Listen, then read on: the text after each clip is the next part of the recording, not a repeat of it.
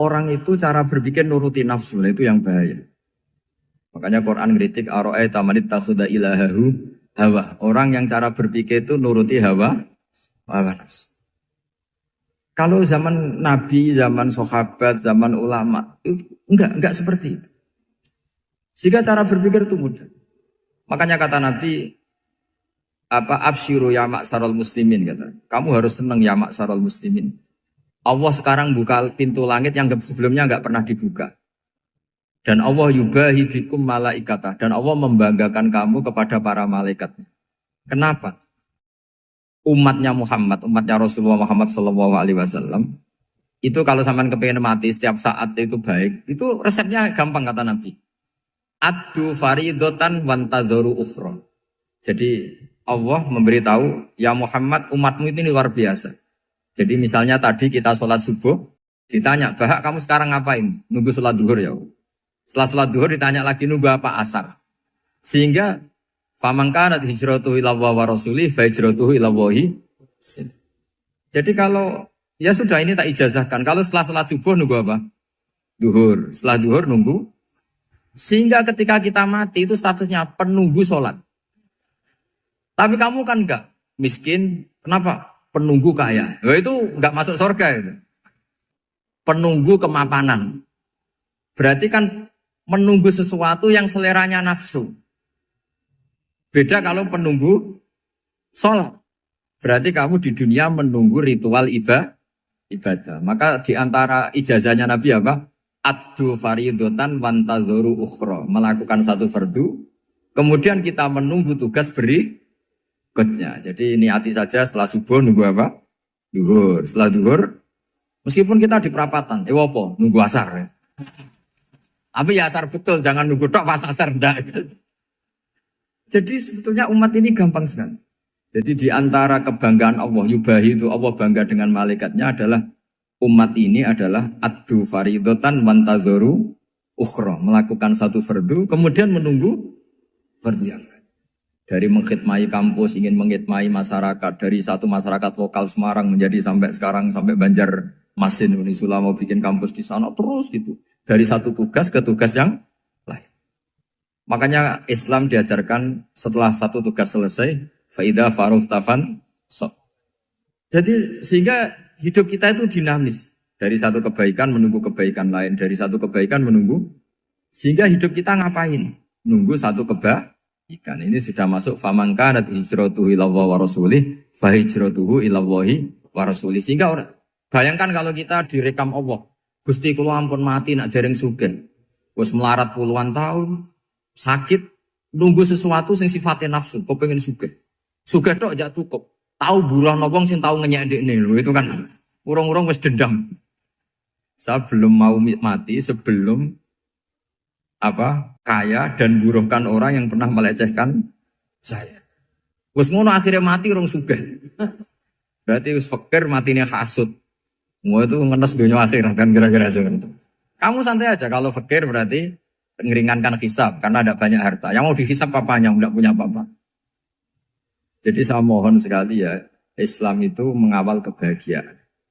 Sebab itu sampai bahagia itu menjadi perintah Islam, qul bi fadlillah wa bi rahmati fa bidzalika falyafrahu. Karena dengan bahagia bi taat diharapkan orang Islam itu tidak bahagia atau cari kesenangan lewat jalur apa maksiat. Sehingga ciri utama wali apa? Ala inna awliya Allahi la khaufun alaihim walahum yahzan. Sehingga ulama dulu itu rileks-rileksnya. Termasuk yang saya ceritakan tadi, Imam Ahmad, Imam Syafi'i. Itu melihat apa saja rileks. Ya tadi kalau disenangi orang ya barokah, punya kawan kebaikan. Nak dineng ya barokah dineng di gedingi tonggo rada utang, ngeranjuk tulung gitu. Jadi rileks saja. Masyhur itu Imam Syafi'i ngendikan waman asaa ilaika faqat atlakoka. Orang yang berbuat buruk sama kamu hakikatnya adalah membebaskan kamu. Atlako itu apa? Membebaskan. Enak gak jadi hidup gitu? Kalau kamu kan enggak, kok gedeng aku salahku apa? Malah kamu ujub tuh, orang kok gak tahu salahnya. Kamu jadi suami, istrinya ngomel, kurang apa saya sebagai suami? Ya kurang banyak, enggak ganteng, enggak kaya, enggak ini. Malah kalau diterangkan malah parah toh. Ya sudah rileks saja. Kalau dia ngomel ya tadi, alhamdulillah dapat pahala tanpa apa? Biaya. Terus ngomel kan butuh energi, paling yang tidak kuat 3 jam. Nanti juga berhenti apa? Terus ambil nilai positifnya. Misalnya ngomel sama suaminya, bagus lah. Kalau ngomel sama tetangga malah kayak apa gitu aja udah. Jadi ulama dulu itu gampang sekali melihat melihat hidup. Rasulullah ya gitu, melihat hidup tuh gampang saja. Ketika tanya, ya Aisyah apa ada sarapan? Tidak ada ya Rasulullah, ya sudah saya tak puasa. Jadi enteng saja. Kadang-kadang beliau ingin puasa, ya puasa sunat, ada sarapan nggak jadi puasa. Rileks. Nabi itu rileks. Kalau ngajari kebaikan juga rileks. Nah sekarang itu banyak orang yang karena mungkin kurang baca, Islam tuh kayak menjadi aturan yang bengis, yang repot, yang mengekang. Itu tidak seperti itu. Yuridu wa bikumul yusra wala yuridu bikumul usra. Allah menghendaki agama ini mudah. Sehingga ada sahabat di Imami Mu'ad itu baca Baqarah. Sahabat ini pekerja petani, mufarokoh ditinggal. Ketika Mu'ad lapor, ya Rasulullah ini ada orang munafik, tengah-tengah sholat mufarokoh saya ditinggal. Yang disalahin itu tidak yang ninggal tapi Mu'ad. Afattanun anta ya Mu'ad, kami itu tukang fitnah. Masa ngimami petani pakai surat Baqarah? Jadi yang disalahkan ini imamnya. Kalau kamu jadi imam, sholatnya ya yang cepat. Makanya terus banyak orang kecepatan karena tadi. Jadi Nabi itu enteng sekali. Jadi apa ya, Nabi itu beda dengan yang kita bayangkan beda. Nabi pernah ngaji di masjid, kemudian ada tetangga lewat pakai cangkul ke kebun. Semua sahabat gerutu. Ini orang tidak benar, ada Nabi ngaji ditinggal saja ke kebun, tidak ikut ngaji. Jawabannya Nabi tidak, itu bagus itu ikut sunnah saya. Kenapa ya Rasulullah? Dia kerjanya nyari halal. Dan untuk menghidupi keluarganya itu juga ajaran saya. Sehingga yang ngaji ya ajarannya Nabi, yang enggak ngaji karena kerja mencukupi keluarga juga ajarannya Nabi. Segampang itu. Oh, kalau kayaknya kamu kan, wes gak roh akhlak kan gitu. Nabi rileks saja Nabi. Sampai bisa lihat itu di Ihya, di bab Fadhailul Kasbi. Makanya ini penting sekali supaya orang itu berpikir Islam atau mendakwahkan Islam itu berdasar sanad ya yang muttasil yang pernah dilakukan Rasulullah SAW. Sesuatu yang dilarang Allah itu pasti madhar. Maka untuk melarang seseorang bergantung sama narkoba misalnya atau hal-hal yang bahaya pada fisik, itu satu tentu bagi ahlullah, tentu karena takut Allah. Tapi banyak masyarakat yang memang benar-benar bisa meninggalkan narkoba karena efek buruknya ganja.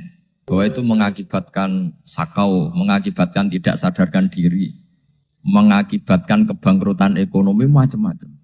Sehingga mereka benar-benar benci sama yang namanya narkoba. Jadi di antara manhajul Quran itu kalau mentakbih, memburuk-burukkan maksiat itu mesti dikritik innahu kana fahisyah. Innahu kana fahisyata wa maqta wa sa'a sabila. Innahu kana fahisyata wa sa'a sabila. Diulang beberapa kali. Sehingga dibutuhkan kecakapan untuk menganggap satu hal yang buruk itu fahsyah, sesuatu yang enggak rasional, sesuatu yang tidak positif, sesuatu yang pasti berdampak negatif. Sehingga kalau misalnya tadi dibacakan oleh Qori, kuntum khaira ummatin ukhrijat linnasi ta'muruna bil ma'ruf wa tanhauna 'anil munkar. Untuk berhenti dari kemungkaran itu satu takbihun litil kal mungkar atau litil kal mungkarat, bahwa mungkarat itu kita cap, kita stigmasi bahwa itu buruk sekali. Seperti Nabi mengajarkan pemuda tadi, masa kamu suka ibu kamu digitukin lelaki lain, putri kamu, bule kamu, bude kamu, sehingga orang ini pikirannya termindset betapa buruknya zina. Sama seperti kita sukses memindset betapa buruknya narkoba, betapa buruknya bahan-bahan terlarang. Begitu juga seterusnya terus pengkhianat dan sebagainya. Tapi problem manusia adalah dia itu akan mencari kebahagiaan atau kesenangan sesaat. Maka caranya gimana? Keinginan senang lewat maksiat ini dilawan dengan nyaman dengan taat. Saya ulang lagi, nyaman dengan taat. Sehingga ulama dulu punya kalimatul munajat, artinya kalimat hubungan pribadi sama Allah yang menjadikan orang itu nyaman. Dan ini yang diajarkan kitab-kitab tasawuf. Kitab tasawuf itu sukses mengajarkan melihat alam raya ini semuanya nyaman, termasuk yang mengecewakan. Itu dianggap nyaman. Saya berkali-kali mengajarkan ilmu ini karena ini musalsal ila Rasulillah SAW. Itu pernah suatu saat Imam Ahmad itu dipanggil sama tetangganya, anak muda. Tentu Imam Ahmad ini orang yang sangat soleh, sangat waroi, sangat tunduk sama perintahnya Allah dan Rasul. Pemuda tadi manggil, ya Ahmad, datang ke rumah saya. Imam Ahmad datang. Setelah sampai ke pemuda tadi, sudah pulang lagi, saya tidak butuh kamu. Pulang lagi. Setelah sampai rumah dipanggil lagi, ya Ahmad, datang lagi. Datang lagi. Oh, saya tidak jadi butuh, pulang lagi. Sampai 3 kali. Dan itu perangai ekspresi Imam Ahmad itu atau ulama lain yang sesoleh beliau itu nyaman, indah. Beliau tetap senyum-senyum nyaman. Beliau tidak tersinggung, tidak terprovokasi, pokoknya tidak tersinggung, kelihatan nyaman. Lama-lama pemuda ini terus tanya, ya Ahmad, kamu saya perlakukan seperti ini kok tidak tersinggung? Kamu senyum-senyum saja, happy-happy saja. Jawabnya Imam Ahmad itu unik. Wahai pemuda, saya kamu panggil itu senang sekali. Karena kata Nabi, kalau kamu iman dengan Allah dan Rasul, maka hormatilah tetangga. Jadi saya senang. Karena nuruti perintah Allah untuk menghormati tetangga. Jadi tidak ada urusannya dengan kamu. Kagetnya kayak apa? Jadi dipanggil tetangga ya senang karena melakukan perintahnya Allah dan Rasul, yaitu ikramul jar, fal yukrim jaroh. Disuruh pulang, kamu ingin saya pulang, ya saya pulang. Disuruh datang, ya saya datang. Jadi saya tidak tersinggung, saya tidak ada urusan dengan kamu. Urusan saya dengan Allah Subhanahu wa Ta'ala. Itu kalau bapak-bapak istrinya ngomel terus sabar itu ya bagus. Saya tidak punya urusan. Kalau kamu terprovokasi oleh istri, berarti kamu didikte oleh makhluk. Masa seorang rektor didikte makhluk? Kan tidak keren. Apalagi seorang Habib didikte makhluk, kan gak keren. Yang bisa mendikte kita hanya Allah Subhanahu wa Ta'ala. Dan Allah mendikte kita, mengajarkan kita wa ashiruhunna bil ma'ruf fa in karihtuhunna fa asa an takrahu shay'a wa yaj'alallahu fi khairan katsira. Jadi cara melihat istri kita bawel gitu atau cerewet, alhamdulillah ini ada pahala tanpa modal, cukup sabar. Kalau istri kamu sedang mesra, malah mintanya ke mall, malah biayanya tinggi. Murah mana dapat pahala dimarahin sama saat mesra minta ke mall? Milih yang pertama kan? Nah ya itu tidak usah modal. Ya gitu aja. Jadi kalau istri sedang marah bawel, anggap saja ini rezeki. Dapat pahala tanpa apa? Biaya. Nah kalau pas rukun malah nantang ke mall, biayanya malah tinggi. Jadi ulama dulu itu melihat dunia itu happy. Karena Imam Syafi'i dikasih tahu, orang yang tadi nyium tangan kamu ya, itu di rumah menghujat Anda. Jadi dia sopan hanya di depan Anda, kalau di luar menghujat Anda. Jawabnya Imam Syafi'i lucu. Ya baguslah. Yang cerita ini kaget. Kenapa bagus ya Aba Abdillah? Kalau manggil Imam Syafi'i ya Aba Abdillah. Ya berarti saya masih wibawa, di depan saya tidak berani katanya. Jadi dipandang enteng saja. Jadi kalau kamu di depan kamu istri kamu tidak berani belanja, tidak ada kamu belanja banyak, anggap saja Anda wibawa. Jadi enteng saja. Pernah Imam Syafi'i dikasih tahu, separuh dari kampung Anda itu gak suka kamu. Ya bagus lah. Kenapa? Oh nak rukun malah bakal utang katanya gitu. Kira-kira yang utang itu yang rukun apa yang neng-nengan? Yang rukun. Jadi enteng saja. Masyhur itu makalahnya Imam Syafi'i. Waman asa'a ilaika faqad atlaqaka. Orang yang berbuat buruk sama kamu berarti membebaskan kamu. Kalau saya sedang nenengan sama Habib Hasan Toha Putra, beliau naik Alphard gak nawarin saya sah karena baru nenengan. Tapi kalau sedang rukun malah harus repot mana? Rukun sama ndak rukun? Repot rukun sebetulnya. Jadi Imam Syafi'i itu happy saja. Kalau sedang rukun sama tetangga ya dianggap rukun itu satu kenikmatan. Sedang tidak rukun ya dianggap satu kenikmatan. Jadi orang dulu itu serilek itu melihat dunia. Kalau kita kan enggak, ego. Wah saya ini suami kok dimarahin istri. Wah ini egonya bangkit. Padahal egonya bangkit itu ada kebodohan di situ. Yaitu seorang rektor didikte seorang istri, seorang makhluk.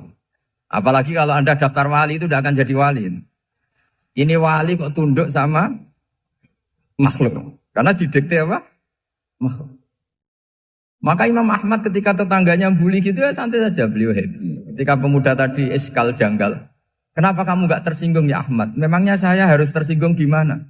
Kan tak panggil tidak jadi, tak panggil tidak jadi.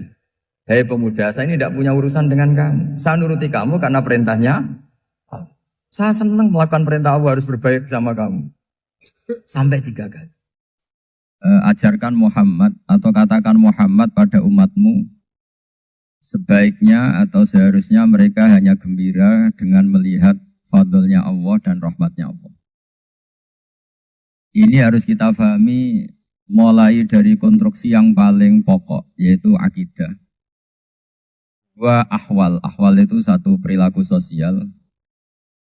3 mutammimat, sesuatu yang tidak pokok, tapi kita butuhkan dalam mengawal hidup ini. Saya beri contoh, itu sampai maksiat, itu karena cari kesenangan. Misalnya baru penat itu, ingin seneng, ada orang yang macam-macam lah, ingin melihat maksiat, apa itu pornografi, apa nyabu, apa macam-macam. Itu sebetulnya agama punya konsep yang luar biasa, yaitu seharusnya seseorang itu gembira. Gembira dengan ketaatan. Lalu pertanyaannya caranya gembira gimana? Gembira itu mudah. Jadi misalnya kamu sujud sama Allah Subhanahu wa taala. Terus cara berpikir begini. Ini sekaligus ijazah. Cara berpikir begini. Ya Allah, ini kata Sayyidina Ali, kafani izzan an aku nalaka abdan wa kafani fakhron an takuna li robban. Ya Allah, betapa sialnya saya andaikan saya jadi budak dari makhluk yang sama. Misalnya sampean itu seorang kiai atau rektor atau doktor atau orang terpelajar, kemudian kamu jadi budak atau hamba dari makhluk yang setara. Betapa hinanya saya. Maka kata Sayyidina Ali, ya Allah saya ini cukup bahagia, cukup bangga karena jadi budak, jadi hamba dari zat yang super atau yang maha super. Jadi kok Allah Subhanahu wa ta'ala. Sehingga ada kebahagiaan yang luar biasa karena menjadi hambanya Allah Subhanahu wa ta'ala. Setelah bangga dengan jadi hambanya Allah, maka kita akan malu. Malu misalnya kok saya bahagia itu nunggu melihat pornografi, melihat maksiat. Itu terus menjadi malu. Kenapa saya bisa didikte oleh hal-hal seremeh itu? Ya, kita malu karena didikte oleh hal-hal yang seremeh itu. Karena kita didikte oleh nafsu. Jadi izzatun nafsi, satu harga diri seseorang itu harus dihidupkan untuk hanya tunduk kepada Allah SWT. Sehingga Nabi itu melatih satu logika tarkul ma'asi.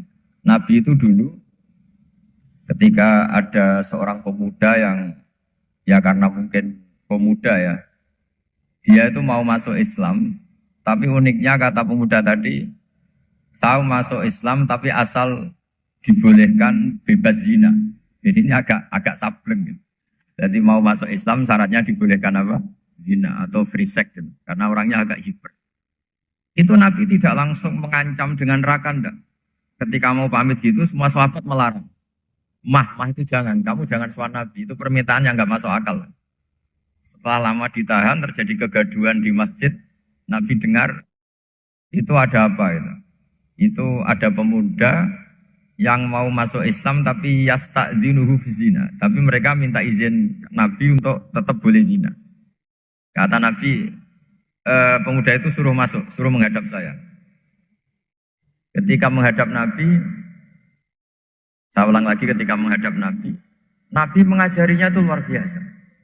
Nabi tidak langsung mengancam dengan neraka atau dengan azab tunda. Tapi kata Nabi, Atau hibbuhu li ummik.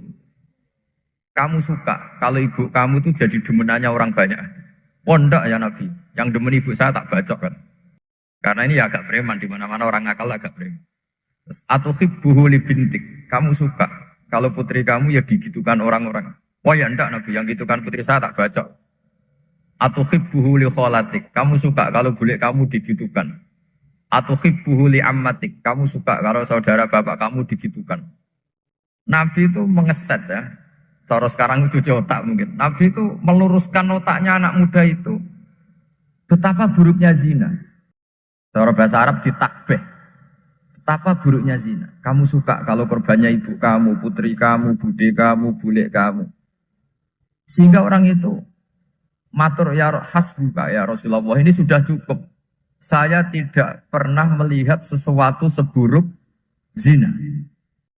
Jadi fa'al qawwa fi qalbihi bughdha zina. Kemudian Allah meletakkan di hatinya, menanamkan benci zina. Sehingga akhirnya pemuda tadi menjadi iffah, menjadi menghindari zina. Artinya begini ya, ini mungkin yang lolos dari para kita sebagai dai, kita tidak belajar banyak tarbiyahnya Rasulullah Shallallahu Alaihi Wasallam. Jadi kalau kita benci maksiat, itu jangan hanya ditakhzir, ditakutkan neraka itu enggak. Jangan hanya itu. Tapi di logika. Jadi kalau kita menghindari maksiat, itu selain karena takut azab, itu ada logika. Ada rangkaian pikiran yang menjadikan kita anti satu perbuatan apa maksiat. Jadi misalnya gini ya, kira-kira ginilah kalau contoh gampang itu. Ada orang gitu ya, nyanyi dengan pakaian yang mungkin pornografi gitu. Mungkin pemuda-pemuda ingin melihat itu, tapi bisa diobati gini. Kok enak dekne mergawe kok tak bayar ya, aku kehilangan duit. Meskipun dengan logika yang agak serampangan, yang penting menjadi kita ini punya harga diri untuk tidak tergantung hal-hal seperti itu. Sehingga Nabi itu cara menggambarkan tadi mulai atuhibbuhu li umma, kalau ibu kamu jadi demenannya orang lain. Pemuda tadi bilang yang demen ibu saya mau saya bunuh. Ditambah lagi atuhibbuhu li bintik. Bagaimana kalau korbannya putri kamu, bule kamu, bude kamu. Sehingga terus si pemuda tadi betapa buruknya zina. Betapa murahnya zina. Akhirnya pemuda tadi al-qawwa fi qalbi bughdha zina. Terus kemudian pemuda tadi itu sangat membenci dengan apa? Berzina. Nah, pikiran-pikiran seperti ini harus kita tanamkan. Harus kita tanamkan supaya orang itu benci melakukan maksiat. Karena satu memang takut suhtullah, takut dibendu Allah atau dibenci Allah. Dua memang logika kita mengarahkan tidak maksiat. Saya beri contoh ya betapa pentingnya mindset ya, cara berpikir. Orang itu menjadi kikir itu karena nganggap hidup itu lama dan uang itu penting. Kalau zaman Nabi itu sederhana kalau melihat hidup ini. Pernah suatu saat Nabi itu punya jatah makan. Karena Nabi itu hidupnya juga pas-pasan. Jadi Nabi itu unik. Beliau di satu sisi kaya raya. Bisa ngurmat Abu Hurairah, Ammar, Suhaib. Ashabu Sufa itu dirawat Nabi semua. Itu kan kaya, bisa ngerawat sekian orang. Tapi di sisi yang lain untuk pribadinya beliau miskin. Kadang nggak bisa makan hari itu. Tapi di saat yang sama bisa merawat Ahlus Sufa. Jadi keliru kalau orang hanya cerita Nabi itu miskin, untuk makan dirinya aja susah. Itu keliru. Kelirunya kalau tidak diteruskan, tapi Nabi mampu menghidupi ahli suffah. Singkat cerita jatah makannya Nabi itu dikasihkan orang ketika Nabi tanya, ya Aisyah, makanan jatah saya di mana? Oh ya Rasulullah tadi ada orang minta tak kasihkan, maka makanan itu habis. Apa kata Nabi? Kamu salah Aisyah. Yang kamu kasihkan itu justru yang masih. Ya yang kamu kasihkan itu justru yang masih. Sehingga Nabi menganggap, makanya Nabi terus ngendikan. Ya kalau mukhatabnya lelaki ya kira-kira begini. Wahal laka min malika illa ma akalta fa'afnaita walabista fa'ablaita. Terus tanya wa tasaddaqta fa'abqaita kata Nabi. Harta kamu ya kamu makan kemudian ke WC jadi kotoran atau punya pakaian mewah nanti rusak. Wa tasaddaqta fa'abqaita. Ada yang kamu sedekahkan yaitu yang abadi sampai akhir. Sehingga banyak pengusaha yang mencintai saya setelah tak ajari hadis itu. Misalnya punya uang 1 miliar karena dia spekulan atau pedagang rawan bangkrut, disedekahkan ke masjid 50 juta, yaitu yang abadi. Jadi kalau suatu saat bangkrut, dia masih punya uang 50 juta di akhirat. Jadi Nabi itu mengajari sedekah itu apa? Ya sedekah itu pengabadian uang. Kalau kita kan enggak, bilang sedekah itu nguras uang. Itu pikirannya setan, dan pikirannya orang Islam. Itu cara berpikir setan, bukan cara berpikir umat apa? Sehingga Sayyid Ali Zainal Abidin itu kalau ada orang minta, kemudian beliau ngasih, itu beliau bilang gini, marhaban biman hamala zati ilal akhirah. Matur nuwun nggih jenengan sing beto sangu kula nate. Jadi dianggap teller saja. Orang yang minta uang beliau itu dianggap tukang nyatet bank. Karena sudah ditabungkan. Ya sudah. Kalau kita kan enggak, wah pengemis tuh ganggu gini-gini. Kecuali pengemis profesi ya mungkin kita agak-agak enak. Pada zaman akhir tuh ada pengemis apa? Profesi. Jadi repot. Terus tak beri contoh lagi kebahagiaan ketika kita milih Islam moderat. Islam kita diajarkan guru-guru kita, utamanya oleh guru kita Mbah Maimun. Saya juga sering ketemu beberapa ulama dunia, termasuk Habib Umar. Saya juga ikut sowan ke sini pas beliau sama Habib ini Hasan Toha Putra di sini sama orang-orang moderat. Itu cara berpikir juga luar biasa indah. Beliau pernah cerita ya, beberapa ulama lah, banyak yang cerita itu. Saya pernah diceritani seorang alim ketika ada orang ekstremis itu mau ngebom di tempat maksiat. Kebetulan yang maksiat itu kebanyakan ya orang Islam. Karena di negara yang mayoritas Islam. Ditanya sama Syekh Sa'rawi. Syekh Sa'rawi itu mufassir top di mana? Mesir. Ini mau tak habisin karena mereka orang Islam kok maksiat terus. Terus ditanya sama Imam Sa'rawi. Laumatu ala khini ma'asihim aina masiruhum. Kalau mereka mati dalam keadaan maksiat, mereka kemana? Ya ilanar, mereka pasti masuk neraka. Terus ditanya sama Imam Sa'rawi. Wahal masiruhum ilanar muradun nabi amla. Punya umat maksiat kemudian mati masuk neraka. Itu yang diinginkan Nabi apa enggak? Ya tidak aja. Ya sudah, enggak usah dibom, ditunggu tobatnya kata.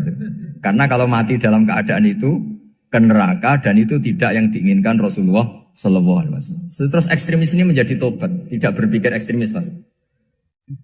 Jadi orang itu harus berpikir mindset yang baik. Meskipun kadang berpikir baik itu ya agak-agak kacau.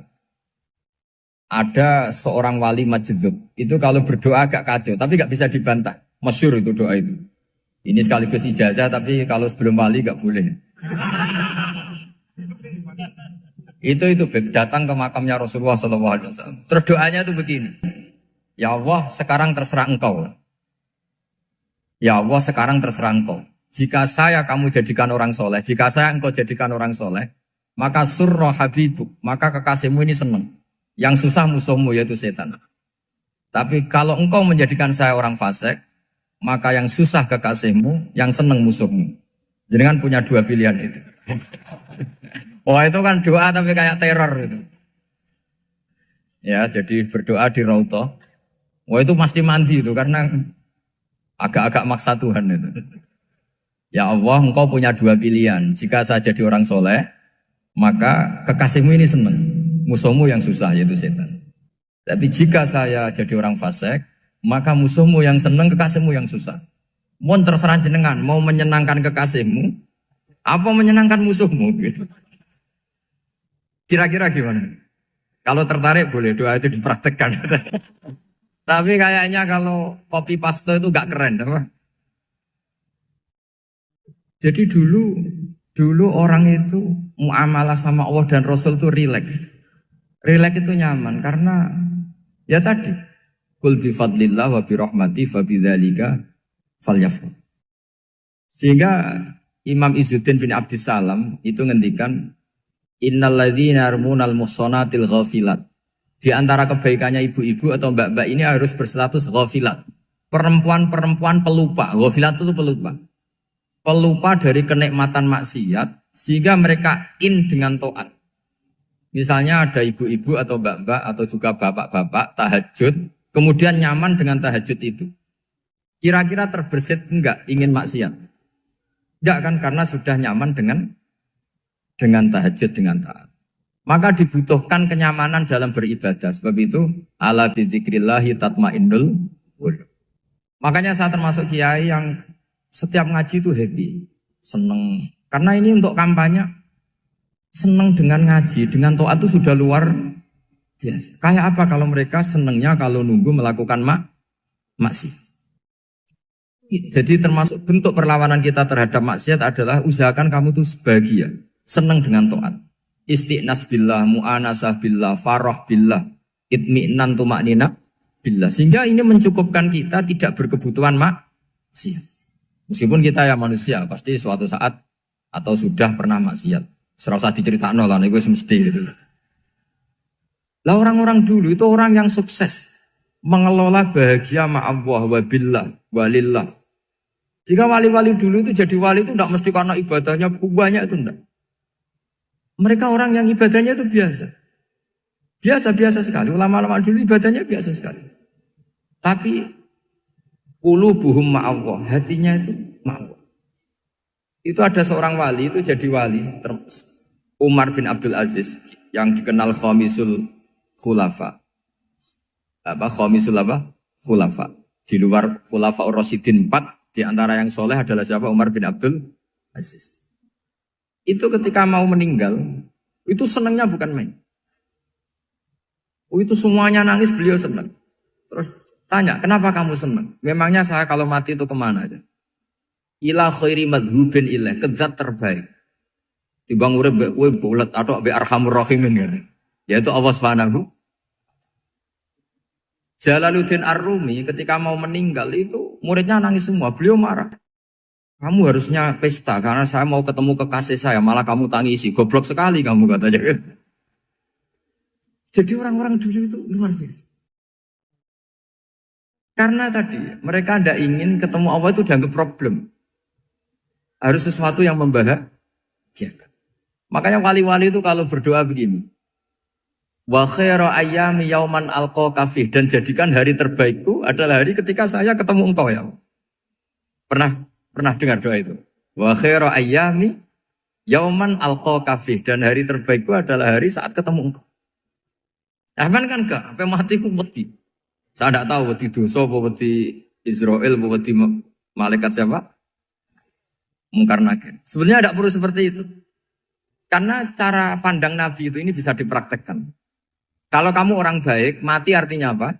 Ya baik. Karena husnul khotimah. Kalau kamu orang yang buruk, itu kata Nabi, anggap saja mati itu akhir dari keburukan kamu. Nah, aku urip terus, malah maksiat terus. Maka Nabi itu kalau ngajari kita berdoa gini, Allahumma maj'alil hayata ziyadatan li fi kulli khairin wal mauta rohatan li min kulli syarri. Ya Allah, kalau saya hidup, ya anggap saja ziyadah fi kulli khairin, berpotensi nambahi kebaikan. Kalau saya mati, anggap saja ini akhir dari segala keburukan. Maka saya berkali-kali, tradisi ulama-ulama NU, ulama-ulama pesantren, ya ada hanya NU, pokoknya ulama-ulama alim, itu kalau ada orang mati, orang nakal gitu mati, ini saya gitu, itu hadirin mesti gak terima. Wapi enang itu wong wakal. Tapi dipaksa sama kiainya, saya gitu, lama-lama dipaksa. Saya gitu, padahal yang hatinya kiai, wis ra iso maksiat meneh, wis saya gitu. Karena dengan mati berarti saya sudah tidak bisa maksiat lagi. Jadi Nabi melihat hidup dan mati itu segampang itu. Kalau al-hayata ziyadatan li fi kulli khairin wal mauta rohatan li min kulli syarr. Coba kita ke depan itu kan ada potensi zina, potensi korupsi, potensi maksiat. Yang bisa menghentikan potensi itu apa coba?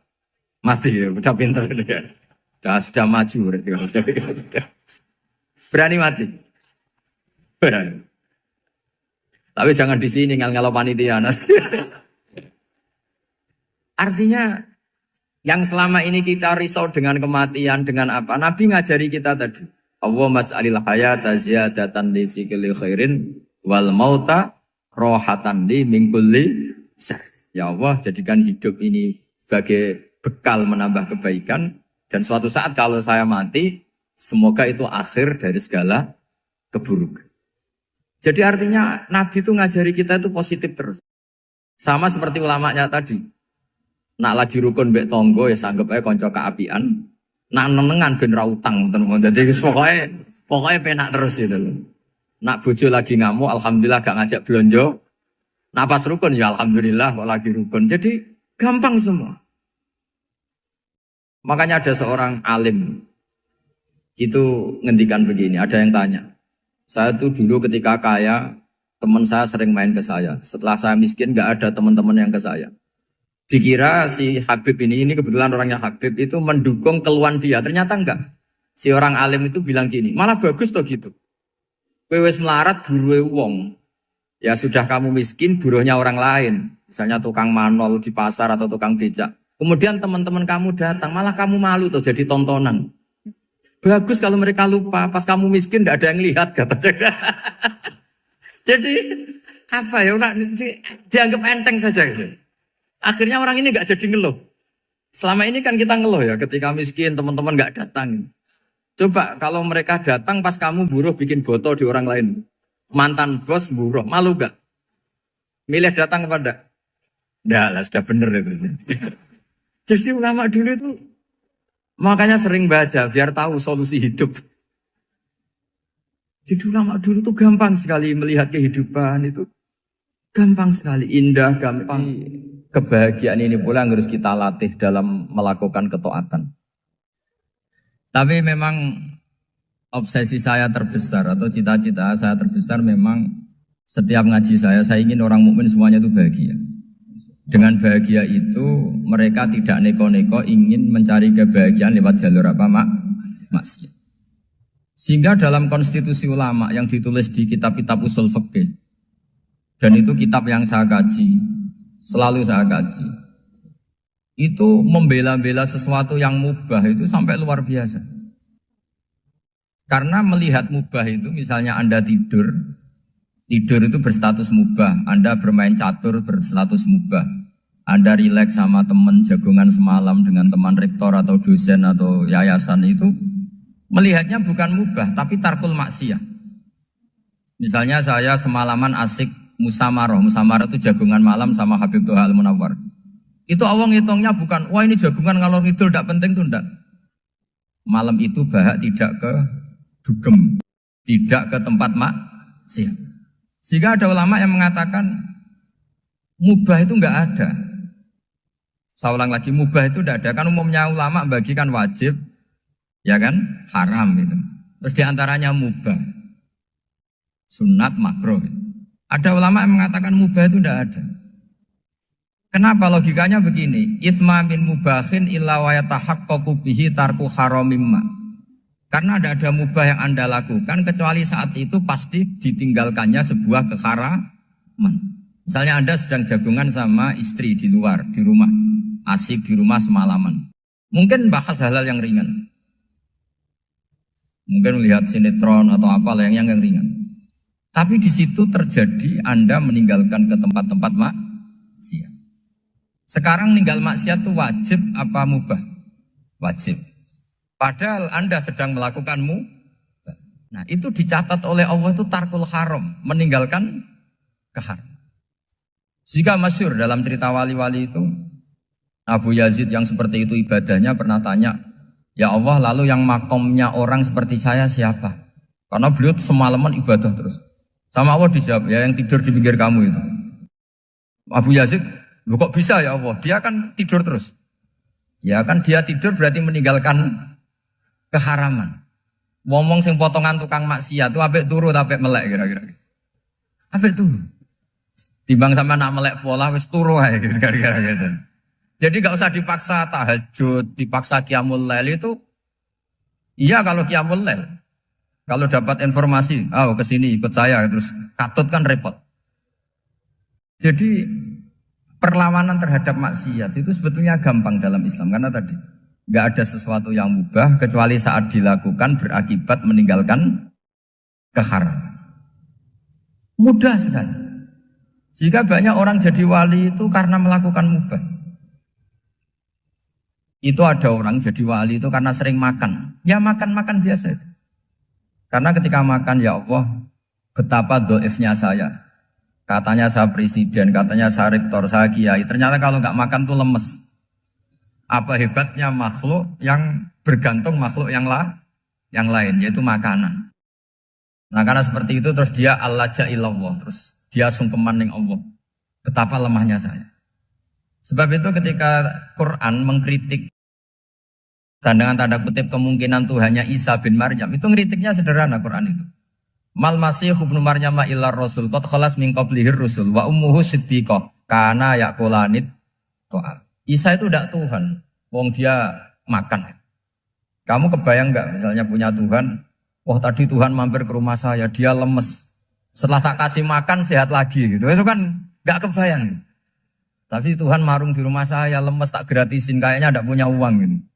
Setelah makan wah gairah lagi. Kebayang enggak punya Tuhan seperti itu. Sehingga Quran kalau gojlok sederhana, karena yakulanit to'a. Sehingga wali-wali itu kalau makan itu sadar lemahnya dirinya, betapa dirinya tergantung makanan. Sesuatu yang tergantung itu artinya tidak hebat, tidak Tuhan.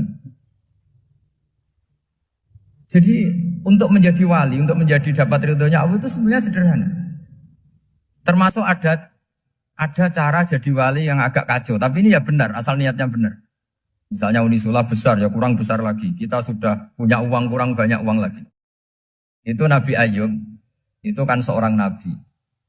Pernah diuji, oh ini ada di Sahih Bukhari. Nanti kamu tanya, hadisnya Sahih enggak? Ini ada di Sahih Bukhari. Kadang orang kota itu aneh. Enggak ahli hadis tapi tanya, Sahih enggak? Padahal andai kan dibodohi Sahih, ya ngandel saja. Jadi kadang ya aneh. Oh enggak tahu kok tanya. Itu Nabi Ayub itu sudah kaya, pas itu sudah kaya. Bukan cerita yang masih miskin, memang sudah kaya. Beliau di kamar dihinggapin satu belalang dari emas. Setelah belalang itu dikejar, ternyata yang jenis itu banyak, semuanya dari emas. Ngambil sana sini, ini yang kesak ini dipenuhin, saku ini dipenuhin, sampai banyak. Sama Allah digojlok. Kamu itu Nabi saya. Kenapa kamu mengumpulkan harta sebanyak itu? Kamu itu Nabi saya kok rakus? Jawabannya, ya Allah, siapa yang bisa kenyang dari rahmatmu? Gitu. Ya, jadi kalau kamu punya uang 1 miliar, kok ingin 1 miliar 100, ingin 1 miliar 200, itu cara ngitung bukan uang. Ya Allah, siapa yang bisa kenyang dari rahmatmu? Karena rahmat Allah tidak terbatas, sudah Gusti tenang saja. Meskipun saya gini, rahmat Anda tidak akan habis. Sehingga waroi ada ilmunya, tomak juga ada ilmunya. Termasuk ragus itu juga ada ilmunya. Misalnya begini, ini contoh ragus yang ada ilmunya begini. Ini saya beri contoh. Mungkin yang boleh niru orang-orang soleh, kalau nggak soleh jangan. Imam Syafi'i ini cerita nyata. Imam Syafi'i itu dulu ketika ngaji masih muda itu nggak suka sama guru yang kaya. Kebetulan dia punya guru miskin terus. Namanya Sufyan As-Tsauri itu miskinnya Masya Allah. Sufyan bin Uyainah juga miskin. Jadi dia miskin punya guru miskin terus. Sehingga idolanya ya sama guru-guru yang miskin. Suatu saat guru-guru ini menyarankan dia ngaji Imam Malik. Imam Malik itu kaya raya. Itu babutnya Imam Malik kalau diinjek itu mata kakinya tidak kelihatan saking halusnya. Kalah Indonesia kalah. Imam Malik tuh gaya. Kalau ngaji di kursi tinggi terus pakai bukhur itu, pakai jubah Arab yang mahal. Pokoknya mewah kali Imam Malik. Terus dia mulai ini kiai kok kaya.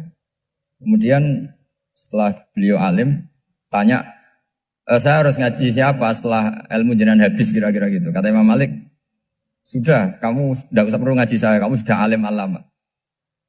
Terus Imam Malik datang ke Baki. Zaman itu Baki itu semacam kayak rentalan ya, semacam Grab lah kalau dulu itu. Mana kafilah yang mau ke Irak?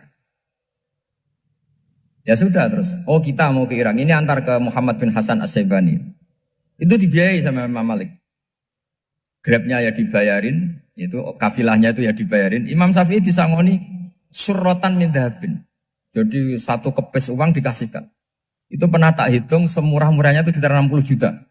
Imam Syafi'i mulai mikir, kiai yang saya kritik lomo, sing kiai miskin tak puji, gak pernah ngamal kan, tentu orang miskin.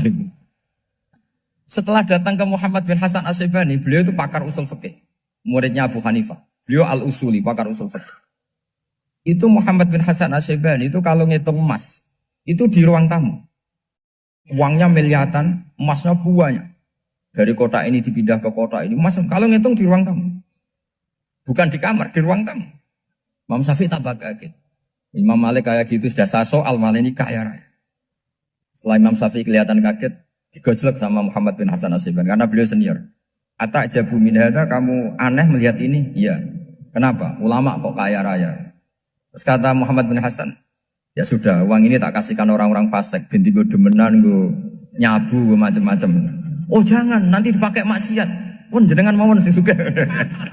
Semenjak itu Imam Syafi'i rubah mindset. Jadi kalau kampus ini ingin akreditasi A, ingin mulia, ingin apa, kamu ridho. Kalau yang punya prestasi seperti itu adalah orang-orang fasik. Ridho enggak? Enggak kan? Maka didoakan ini. Nah itu namanya berpikir secara usuli. Kamu jangan hanya nuruti karena berpikir waroi terus kamu benci kekayaan. Kan tidak bisa seperti itu. Karena pangkat dan kekayaan ketika dikelola secara kesolehan maka akan menjadi energi positif yang luar biasa. Semenjak itu Muhammad bin Hasan Asy'ibani berhasil mendidik Imam Syafi'i.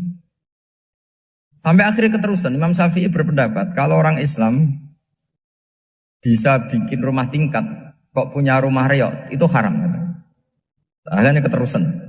Kalau bisa jadi bupati kok jadi ketua RT juga haram. Karena al-Islam ya'lu wala yu'la alaih.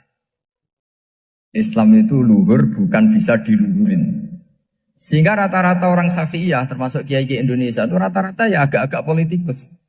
Ya agak-agak kedonyan, mungkin sebagian kedonyan tenan gitu. Karena gak ridho gitu loh. Kalau kesempatan itu dikuasai orang fasik kemudian menjadi kekuatan maksi. Coba kalau bupati itu orang yang fasik. Kemudian programnya supaya rakyat seneng semalaman dangdutan yang purno misalnya. Supaya rakyat seneng dibolehkan dugem, dibolehkan judi. Tapi kalau yang jabat orang soleh kan ada beberapa perda yang menolak penyakit apa? Masyarakat. Jadi kamu jangan melihat bahwa kepangkatan ini hanya sebagai alat korupsi, alat otoriter, enggak. Asal kena orang soleh, maka ini menjadi energi kesolehan atau energi positif. Sebab itu ketika Allah muji para nabi yang soleh, diantaranya disifati apa? Faqad ataina ala Ibrahim al-kitab wal hikmata, terusannya wa atainahum mulkan azim. Dan Nabi Ibrahim dan keluarganya tak kasih kerajaan yang besar. Nah sekarang masih banyak orang yang cara pandang ngapain bikin unisula yang megah, ngapain berambisi punya akreditasi A dan sebagainya. Menyoal seperti itu salah secara usul fikih. Karena secara usul fikih kesempatan yang baik tentu harus diperjuangkan oleh orang-orang yang soleh. Karena ini supaya jadi otoritas yang positif. Itu dulu ada latihannya. Jadi orang dulu itu gampang sekali ketika milih miskin ditanya, kenapa miskin? Saya ingin hisab saya ringan. Tapi ketika mereka kaya, yang soleh, supaya harta ini tidak dipakai orang yang nanti dipakai maksiat. Kita misalnya orang soleh mau pangkat, karena kita ada ridho, kepangkatan itu dipegang orang maksiat, kemudian menjadi energi maksiat. Begitu juga seterusnya. Maka ulama dulu itu rileks. Sampai Senawawi Al-Bantani itu nanti bisa dicek di tafsir. Qul hal yastawil ladzina ya'lamuna wal ladzina la ya'lamun. Beliau muji-muji ulama. Kemudian ada seorang yang agak hasut mungkin. Tanya begini. Hebatnya ulama itu begini-begini. Terus ditanya, tapi kenapa kita sering melihat ulama ngantri proposal di rumahnya bupati kan? Sementara bupati enggak pernah datang ke ulama ngaji ihya. Jawabannya Imam Senawawi itu unik. Ya karena ulama itu tahu gunanya uang, sehingga nyari uang untuk pondok, untuk masjid. Sementara bupatinya tidak tahu gunanya ilmu, maka tidak pernah ngaji. Jadi ya ringan saja. Jadi ya sudah seperti itu. Jadi kalau ada ulama kedonyan, anggap saja karena tahu gunanya uang. Jadi kenapa ulama ngantri di kabupaten, bukan bupati ngantri di ulama? Jawabannya karena ulama tahu gunanya uang, sementara bupatinya nggak tahu gunanya ilmu. Kira-kira gitulah. Ada ustadz tidak ganteng, kesensem rondo cantik, karena tahu gunanya ustadz itu. Artinya tahu gunanya kalau saya nikah nanti punya anak jadi gus, karena kan dia kiai gitu. Tapi rondone raro gunanya dia karena miskin gitu. Jadi ulama dulu itu rileks. Rileks menafsirkan apa saja itu rileks, termasuk saat terpojok. Itu rileks. Karena semuanya dianalisis pakai ilmu. Sehingga ciri utama wali itu apa? Ala inna awliya Allahi la khaufun alaihim walahum yahzanun. Enggak ada rasa takut, enggak ada rasa gampang. Karena melihat sesuatu itu gampang saja. Saya ulang lagi, melihat sesuatu itu gampang saja, ringan. Oke, semoga barokah. Assalamualaikum warahmatullahi wabarakatuh.